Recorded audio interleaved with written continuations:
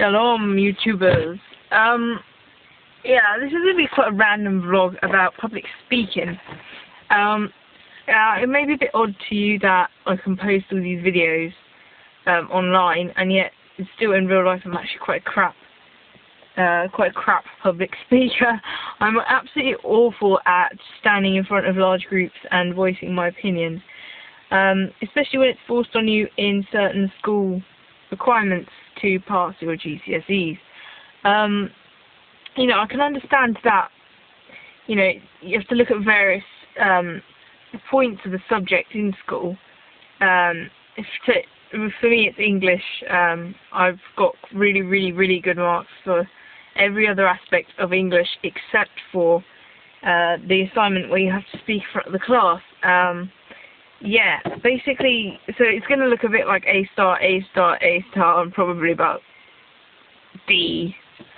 Yeah, my worst grade is a G for maths. You know, that's just the under joke, really. Science is D/E. Yeah, I'm very varied across the board of, you know, I'm an overachiever in most senses, but, you know, some lessons can't be fucked with. But, it's just in my nature, and I think it's in people's nature to be good at some aspects of a subject and bad at others. And I accept the fact that I am a naturally crap public speaker. I mean, I can, with strangers, I can look at, like, this camera and I can speak openly.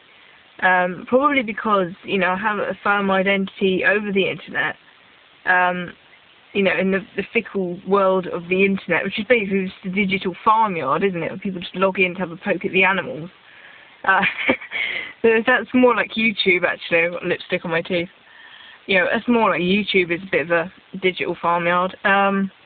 But I just find it easier, you know, to voice my opinions via internet than I do face-to-face, because, you know, face-to-face I don't have this fixed identity. I don't have the upper hand. I don't have, you know, the hundreds of subscribers that make me sort of more intimidating to the viewer.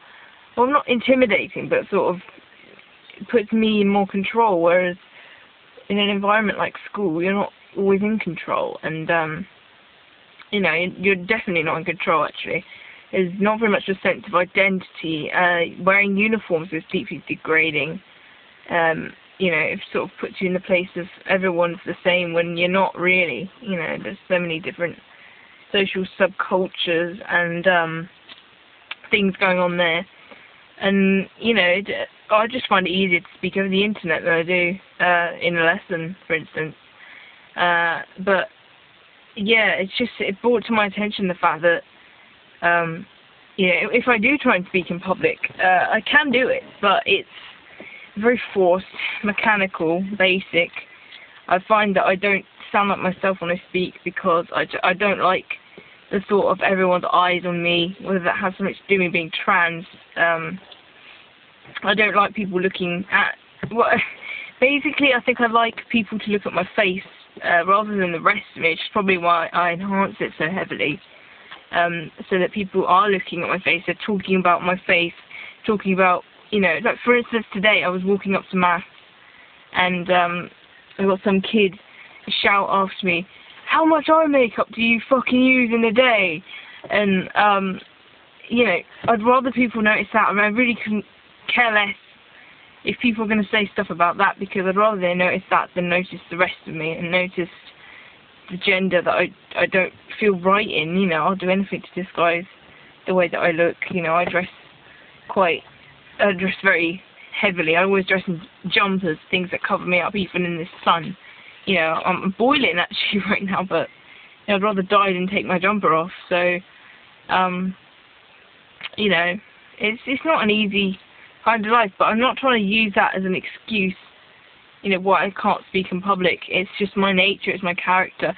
I'm actually a very shy and reserved person, even though, you know, the internet sort of, it lies in a way. It doesn't lie, but it's not a true reflection of what it's like away from the computer screen. It's like a different kind of world, different dimension, different kinds of people find it easier to express themselves over the internet than they do in real life. Like, someone like Jeffree Star, Chris Crocker, I'd love to meet in real life, because I want to know if that's their actual character, or if that's sort of an image for the net, or an image that came across on the net, whether it was intentional or not. You know, that's just how they came across.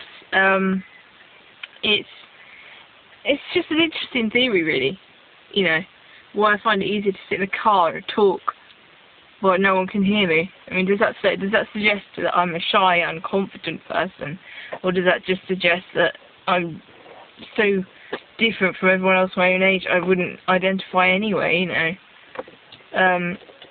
I know that a lot of people, when they get to my age, like to start enhancing their femininity and their masculinity. So it's kind of like, you know, a little canyon, and it's getting wider either side. Like there's girls, boys, getting wider, and there's me in the middle.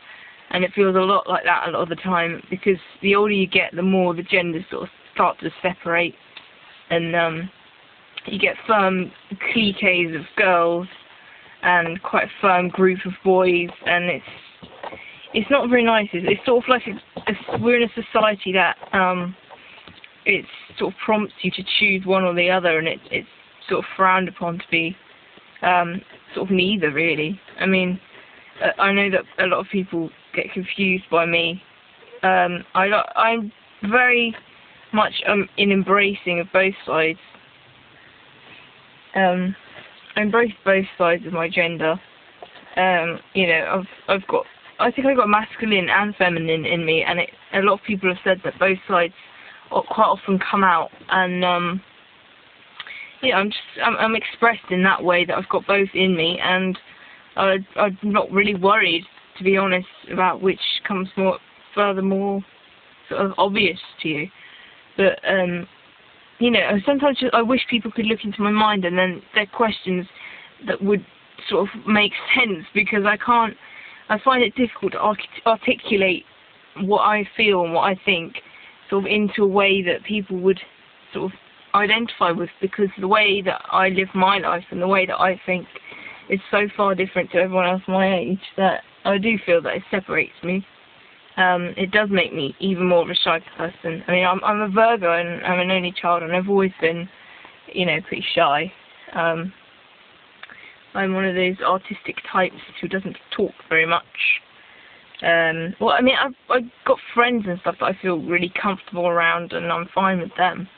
But, you know, put me in a room with a group of strangers, and I'm pretty much sick. You know, I don't know what to say.